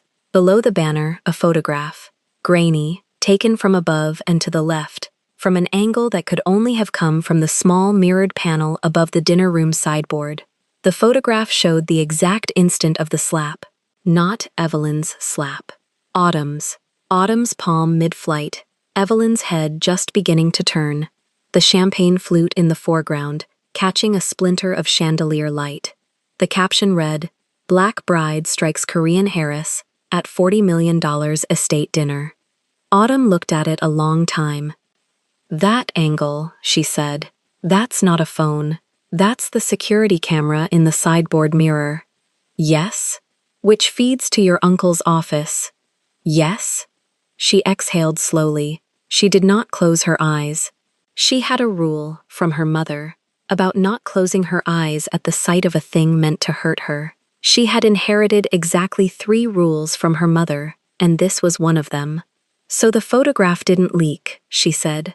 "The photograph was released by Young-sik at 2:40 this morning, to a stringer he has used twice before, both times for internal matters he wanted to make external. And the caption, written in the PR shop, the word choice is theirs. Black bride, heiress. Neither of those is a word a tabloid reporter would find on his own at 3 in the morning. They were provided." Autumn nodded. She was learning, in real time, a new grammar. The grammar of a family that did not throw stones. The grammar of a family that filed stones through a Delaware LLC, aged them in a communications firm, and delivered them at 2:40 in the morning, through a stringer who had done this before. The phone lit again. Ji-hoon glanced down. His jaw did not move, but something behind his eyes went very still. "What?" Autumn said. He did not answer immediately. He read. He set the phone down with the deliberate care of a man setting down something he wanted very badly to throw. "My uncle filed an emergency injunction at 8:15, Nassau County Supreme. He named himself, 3 cousins, and 2 foundation trustees as petitioners. He asked the court to freeze the operating accounts of Park New York, pending a fitness hearing. The judge granted a temporary restraining order at 8:42, effective immediately, all 12 accounts. Payroll, vendor payments, insurance escrow, the charitable disbursements queued for release Monday. On what grounds? Mental incapacity brought on by, I quote, an inappropriate marital entanglement that has demonstrably impaired the principal's judgment in matters of family governance and institutional stewardship. Autumn heard the words and did not react. She was studying the tea. The leaves had settled into a small, dark constellation at the bottom of her cup. Inappropriate marital entanglement, she repeated, flatly, as though testing the sentence for weight. Yes. That's me. That's you. Payroll is Friday. Payroll is Friday. How many people? 411 direct. Another 600 through the security subsidiary and the property management arm. About 1,000 households, if you count spouses and children. She set the cup down. She placed both her hands flat on the table, palms down, fingers spread. It was another one of her mother's rules. When the room tilts, put your hands on something solid. Feel the wood, feel the stone, feel whatever will not move. The table was old walnut. It did not move. Ji-hoon. Yes. Look at me. He looked at her. He had been looking at her. He had not stopped looking at her since he had turned the phone over the first time. When we met, she said, you were the chair of a foundation with 600 million in endowment. You held the council seat that your father held. You had 12 accounts that moved without friction. You had 411 people who slept through the night because you signed a form every second Friday. You had a sister who ran your PR shop. You had an uncle who sat on your right at Chuseok. You had a grandmother who addressed you by the name your father chose for you. Yes. And now I have you, he said, simply, without inflection, as though reporting a temperature. Now you have a wife, Autumn said, whose 3 institutional clients dropped her before breakfast. whose face is on a tabloid at this moment, being shared in every group chat from Seoul to Palo Alto, whose slap, which was earned, is now the caption under which a family injunction is being read into the record at Nassau County Supreme. Now you have a council that will convene an emergency session before the week is out. Now you have an uncle who has learned that he can hurt you through the accounts. Now you have a sister who filed the paperwork on our marriage before we chose the invitations. He did not speak. Ji-hoon. Yes. Am I costing you your throne? The words were quiet. She said them looking directly at him. She did not hedge them. She did not soften them at the edges. She had been raised by a woman who taught her that a real question is asked once, cleanly, and then survived. Ji-hoon looked at her. His face did not change. His mouth did not move. His hand, resting beside the teacup, did not tighten. He said nothing. The silence lasted 3 seconds, then 4. Then it kept going. Autumn did not fill it. She had trained for this too. She had trained not to fill silences in negotiations, not to fill silences in depositions, not to fill silences in the last conversation with her mother in a hospital corridor when there had been nothing left to say and 40 minutes still to wait. She could sit in a silence. She could sit in this one. But this silence was different. This silence was Ji-hoon. This silence was the man who had answered every one of her questions since the day they met, sometimes before she had finished asking. This silence was the throat of a man deciding whether the truest answer was one he could carry saying out loud. The silence stretched. The groundskeeper crossed the lawn again, going the other way, the rake still on his shoulder. Autumn understood, slowly, what the silence was. It was not refusal. It was not evasion. It was arithmetic. He was doing arithmetic in front of her, honestly, the way he did everything, and the arithmetic was harder than either of them had planned for. And that, she understood, was the answer. She lowered her eyes to her hands. She kept them flat on the walnut. "That's all right," she said, and she meant it. "You don't have to answer today." Autumn. "It's all right, Ji-hoon. It's a fair question. It has a real answer. You're allowed to know it before you say it." Autumn. "Yes. Look at me." She looked at him. "I am not silent because I do not have an answer," he said. His voice was very low. "I am silent because I am counting. I am counting what I have lost in 48 hours, and I am counting what I gained in 11 months, and I am counting them against each other, and the arithmetic is not close. It is not close, Autumn. I want you to hear me say that.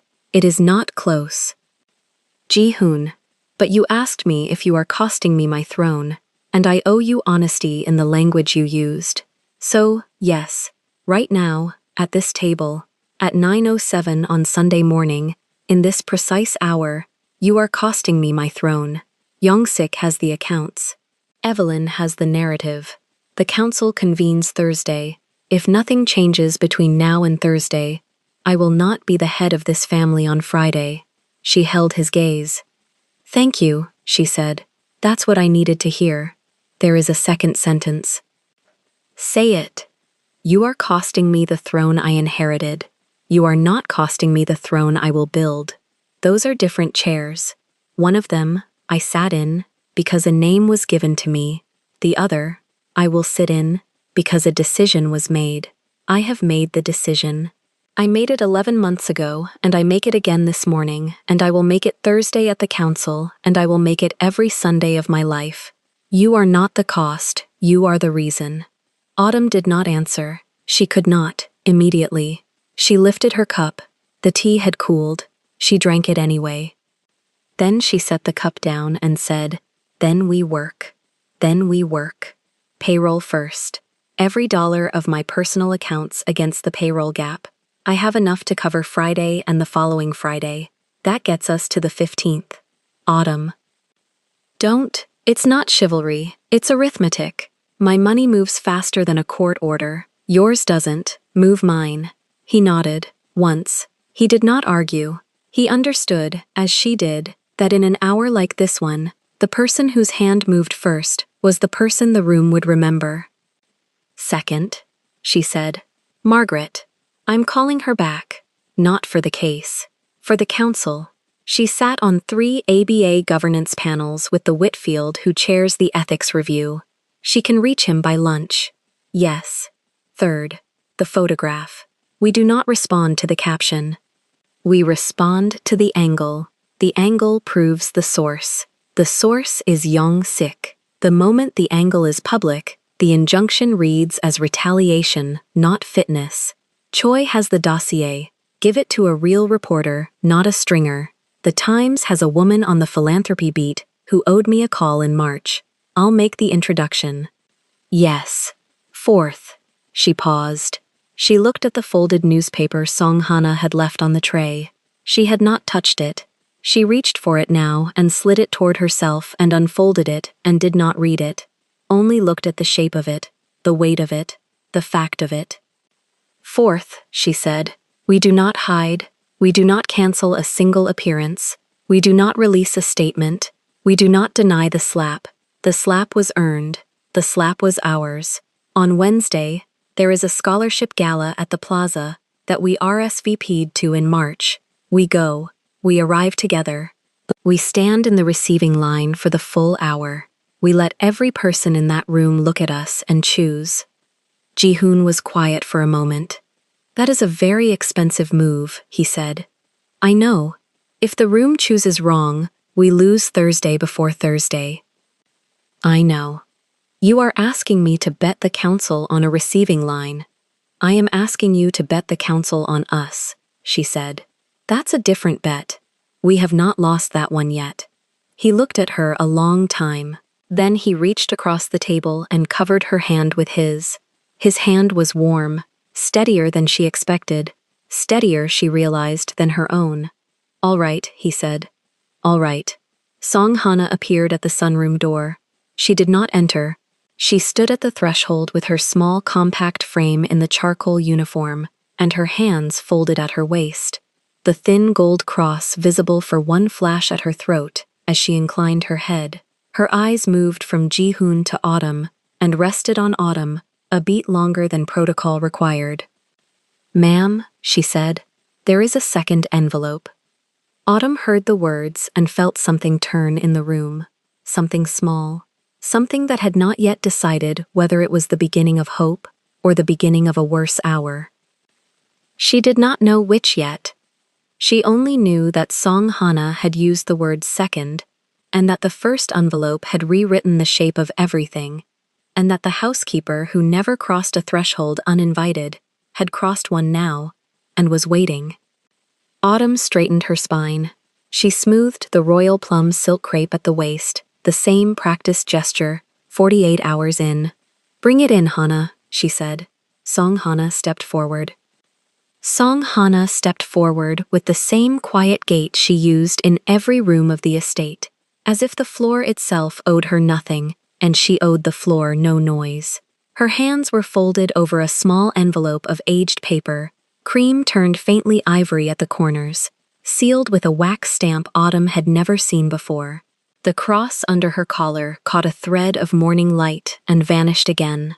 She did not look at Ji-hoon. She looked at Autumn, and her eyes carried the steady patience of a woman who had waited 30 years to place a single object in the correct hand. Ma'am, Hana said, this was kept in the room your husband's grandmother closes on the 1st of every month. She asked me, 3 nights ago, to bring it to you when the noise stopped. Autumn took the envelope. It weighed almost nothing. The wax seal bore a mark she recognized only because Ji-hoon had once traced it on a napkin at a hotel bar in Kyoto, the older park sigil, retired 2 generations ago, used now only on documents the family did not want on any modern registry. Ji-hoon rose from the sofa and crossed to her. He did not reach for the envelope. He stood at her shoulder, close enough that she could feel the warmth of his arm through the sleeve of her robe. His eyes were fixed on the wax. Grandmother, he said softly, does not send objects. She sends people. She sent me, Hana said. And she said, the room is closed after this. Autumn broke the seal with her thumbnail. The paper inside was not one page. It was a small booklet, hand-stitched down the spine with dark silk thread, the cover bearing 4 Korean characters brushed in ink so old it had turned the color of dried tea. She opened it carefully. The first page was a family register in the old vertical format, the kind Korean families had kept before the state took over the record-keeping. Names in columns, dates, small red seals beside each entry. Ji-hoon leaned in. His breath stopped for one long second, then resumed at a different rhythm. "Read it to me," Autumn said, slowly. He read the top line, his grandfather's name, the date of his birth, the village. He read the next line, his grandmother's name, entered on the day of her marriage. He read the third line, his father, the fourth, his uncle Young-sik, entered as second son. Then a fifth line, in slightly darker ink, in a hand that was not the family scribe's but the grandmother's own. He stopped. "What does it say?" Autumn asked. He did not answer at once. He looked at the page as if the page might correct itself. Then he read, "Adopted daughter, received on the 14th day of the 3rd month. Age at reception, 4 years. Origin, unknown. Given the name Park Yoon-ji. Later name, Evelyn. Blood tie, none." Autumn felt the floor of her stomach drop a single measured inch and then hold. She had prepared herself for many revelations in the last 4 days. She had not prepared herself for this one. "Evelyn," she said. "Is not blood," Ji-hoon said. Hana watched them both with the composure of a woman who had already lived through the sentence being spoken aloud. She spoke without being asked. "Your grandmother took her in during the winter of the 2nd bad year," she said. "There was a woman from the northern province who died in the servants' wing. The child had no papers, no relatives. Your grandfather refused to sign the register. Your grandmother signed it herself. She raised her as her own. She told her at 16, in the small tea room, and made her swear on the ancestors that the knowledge would remain between the two of them until the grandmother chose to open the room." 16, Ji-hoon repeated. "The year before she began her studies abroad," Hana said. "She came back different. She came back perfect. Your grandmother believed she had made peace with it." Autumn turned another page. There was a second entry, in fresher ink, dated 3 years after the first. A private notation in the grandmother's hand. Ji-hoon translated without being asked. "The child has learned to be more Park than the Parks. I am proud and I am afraid." The line sat in the air between them, like a weight that neither of them had permission to lift. Autumn closed the booklet. She did not close it hard. She closed it the way a woman closes a door on a room she will need to enter again. "So this is what it was," she said. "The lectures on lineage, the purity speeches, the council petitions, the slap at the dinner table, the scripted trigger." "Yes," Ji-hoon said. "She was performing the part," Autumn said. "The part of the daughter who had earned it. Because she was the first outsider let in," Ji-hoon said, "and no one told her she was allowed to be tired." Autumn set the booklet on the low lacquered table between them. She did not sit. She walked slowly to the tall window and stood with the terrace at her back. The sun had finally cleared the eastern line of trees. The garden below was the color of new copper. "I am not going to enjoy this," she said, without turning. "No," Ji-hoon said, "neither am I." Hana bowed once, small and precise, and left the room without asking to be dismissed. She closed the door behind her the way she closed every door in the estate, as if the door had never been open. Ji-hoon crossed to the desk. He opened the top drawer and took out a phone Autumn had not seen him use before. It was small, black, older than the others. He dialed a number from memory. The line rang twice. "Eoni," he said in Korean. "Come to the East study. Alone. Now." He set the phone down. "She will come," he said in English, "because she still believes the room belongs to her." "How long do we have?" Autumn asked. 15 minutes at most. Long enough. He walked to the tall bookcase behind the desk and pressed a small carved panel at knee height. The panel slid open. Inside was a shallow steel drawer. He lifted from it a folder of dark green leather, tied with a black cord, and set it on the desk beside the booklet Hannah had brought. "What is that?" Autumn asked. "Insurance," he said. "Prepared by my father, kept by me, never opened until today." He untied the cord. Inside were photocopies of documents Autumn did not need translated to recognize: bank transfers, offshore ledgers, the signatures of Evelyn and Uncle Young-sik on payment orders that ran back 9 years. A separate stack was in English: contracts, consulting fees to shell companies, a whole architecture of quiet theft dressed in the language of family services. "You had this the entire time," Autumn said. "I had it," he said, "and I hoped I would never open it."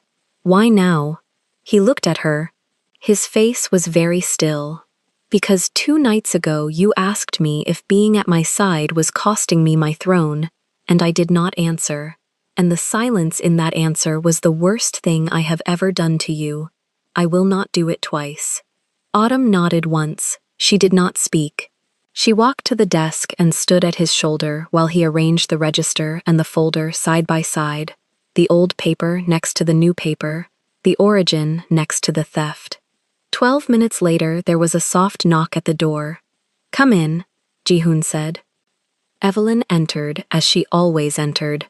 Perfect posture, ivory pearl set immaculate, low chignon flawless, a small handbag over her forearm. Her eyes catalogued the room in the practiced sweep of a woman who had learned early that survival was a matter of noticing furniture before people. She saw the 2 documents on the desk. She did not slow down. "You called," she said, in Korean. "Sit," Ji-hoon said. She sat. She crossed her ankles the way the grandmother had taught her. She did not look at Autumn. Autumn moved slightly to stand behind Ji-hoon's right shoulder, not because she needed the position, but because she wanted Evelyn to have to lift her eyes to find her. Ji-hoon slid the register across the desk. "Read the 5th line," he said. Evelyn's gaze dropped. Her eyes moved across the vertical column with the ease of a woman who had grown up reading exactly this hand. Autumn watched her face. There was no gasp, there was no flinch, there was only a small tightening at the corner of the mouth, a single beat during which the entire architecture behind the woman's face was recalibrated. "Where did you get this?" Evelyn asked. Her voice was almost level. "Grandmother sent it," Ji-hoon said, "through Hannah, 3 nights ago. She has no right. She has every right. It is her hand." Evelyn closed the register carefully. She did not push it back across the desk. She let it rest under her palm as if by touching it, she could still control the room in which the sentence lived. Ji-hoon slid the green folder next to her hand. "Now this one," he said. She did not open it. She had already recognized the color. "Ji-hoon," she said quietly. 9 years, Ioni," he said. "The Zurich account, the Singapore shell, the consulting fees to the Riverside charity that has no employees, the transfer to Uncle Young-sik's private office in April. I have every page, I have every signature, I have every wire number. Choi Min-jae has the originals in a location I will not name in this room." The mask on Evelyn's face did not break. It thinned. It became visible as a mask. "You would open the register," she said. "I would not want to," Ji-hoon said.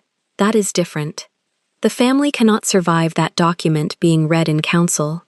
"The family," Ji-hoon said, "will survive whatever I decide it will survive."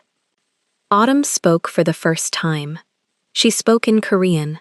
She had rehearsed the words in a town car crossing Long Island 4 nights ago, and she had rehearsed them again in this room 10 minutes before, and she offered them now in the register of respect she had been careful to earn. "Older sister," she said, "sit with the truth for a moment before you answer." Evelyn's eyes came up. She looked at Autumn for the first time, as if Autumn were a person in the room and not a category. Something behind the pupils moved and did not recover. Ji-hoon set a single sheet of paper in front of her. It was already prepared. It was in Korean and in English. 2 paragraphs. A retraction of every petition, every accusation, every filing, a resignation from every foundation board, a voluntary and permanent withdrawal from Park Family Affairs. No admission of theft, no mention of the register, a quiet exit through a door that would remain closed behind her. One option, Ji-hoon said. Sign this. Disappear from the family in a form of your choosing, a sabbatical abroad, a personal retreat, whatever fiction you require. The register stays sealed, the green folder stays sealed. You keep the name Park. You keep the memory of the woman who signed you into it. And if I do not, Evelyn said, then at the next full council I read the 5th line aloud, and then I open the folder. And then Uncle Yongsik loses his seat, and you lose your name, and the family loses 40 years of a story it told itself. Choose which silence you can live with. Evelyn was quiet for a long time. Outside the window, a bird moved across the garden and did not sing. Autumn watched the older woman's hands, the hands that had been trained to hold a teacup at a specific angle, the hands that had signed petitions and press releases and, 4 nights ago, had struck her across the face with the full weight of a performance 40 years in the making. Evelyn picked up the pen. She signed the paper in 2 clean strokes, Korean on the top line, English on the bottom. She set the pen down, parallel to the edge of the desk. She stood. She smoothed the front of her dress. She looked at Ji-hoon, and she did not look at Autumn. Tell grandmother, she said, that I understood at 16, and I understand now.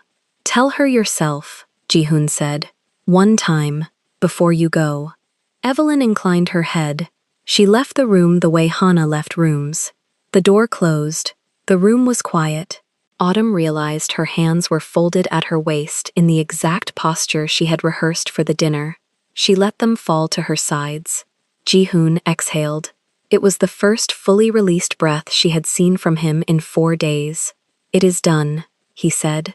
No, Autumn said gently. The loud part is done. The quiet part is longer. He looked at her for a long moment, and then he smiled. A small, tired, honest smile, the kind she had married him for. 2 days later, the council met in the small hall on the estate grounds. Ji-hoon walked in alone.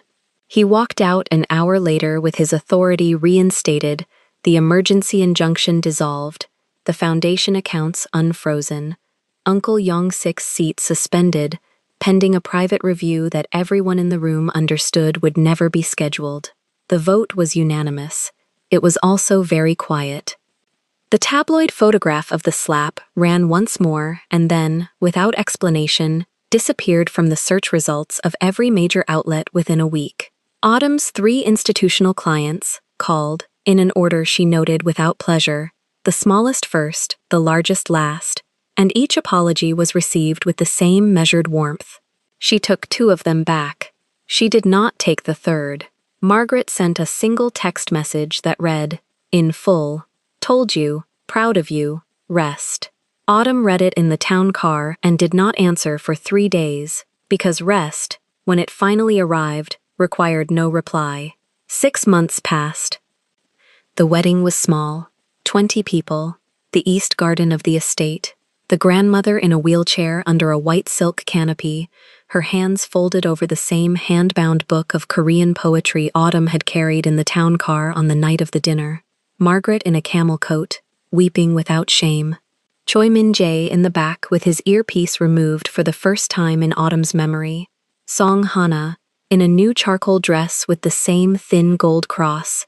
No press, no foundation banner, no Evelyn. Ji-hoon stood in front of Autumn in a black suit and no tie, which was, for him, the equivalent of arriving barefoot. He held her hands. He spoke his vows in Korean, and then he spoke them again in English, because he had learned in the last 6 months that some things had to be said in both languages before they were fully said. At the end, he lifted a small folded card from his inner pocket. He had written the line himself. He read it aloud. "Family is not what you were given. It is what you decide to protect. Autumn did not cry at the sentence. She had already cried at the sentence, alone, when he had shown it to her the night before. She smiled at him instead, the full smile, the one she had been rationing for 4 days at a dinner table, and then for 6 months across a country, and he saw it, and the small, tired thing behind his eyes let go. At dawn the next morning, she walked out onto the terrace in the royal plum dress. She had not slept in it. She had put it on again on purpose. The silk crepe held the light the way it had held the light the first night, only this time no one was watching from a table. The grandmother was already there. Someone had wheeled her out and left her. She was wrapped in a cashmere throw. Her hands were folded in her lap. Her eyes were closed, but she was not asleep. Autumn crossed the terrace slowly. She carried the small hand-bound book of Korean poetry she had never been able to give away. She knelt beside the chair. She placed the book gently in the older woman's lap. The grandmother opened her eyes.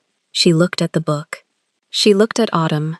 She lifted one thin hand and rested it, for a long moment, against Autumn's cheek, the same cheek, with a tenderness that required no translation. Then she spoke. 2 words in Korean. The daughter-in-law title, the correct one, the one reserved for the wife of the eldest son of the house. Autumn did not answer in Korean. She did not need to. She placed her own hand over the older woman's hand, and held it there, and watched the sun finish rising over the eastern line of trees, and understood, at last, that the room had been closed, and that she had been let in. If the story stayed with you even after the screen went dark, know this, it doesn't end here. Our private community is the extension of this channel. Every story ad-free. No interruptions. No breaks in the atmosphere. Bonus scenes and extra chapters the public version doesn't show. And for the inner circle, one of our 3 tiers, 1 brand new exclusive full-length story every month. Plus the sensual chapters reserved only for the chair you're sitting in. 3 doors in. Scan the QR code on your screen. Tap the link in the pinned comment, or follow the link in the description below. Your name belongs on the next page. If this story moved you, stop for a moment and reflect. Have you ever walked into a room wearing your best silk, carrying a gift, ready to be welcomed, and been treated like a stain on the tablecloth? Have you ever answered a slap not with a scream, but with the same exact weight, and watched a whole family choose sides in silence? Would you have the courage to stay at the table when leaving would be easier? Tell us your experiences and feelings in the comments. We read them all. And if you believe in stories about dignity, loyalty, and hidden truths, leave a like, be sure to subscribe to the channel, and click join to become a part of our community and help the channel.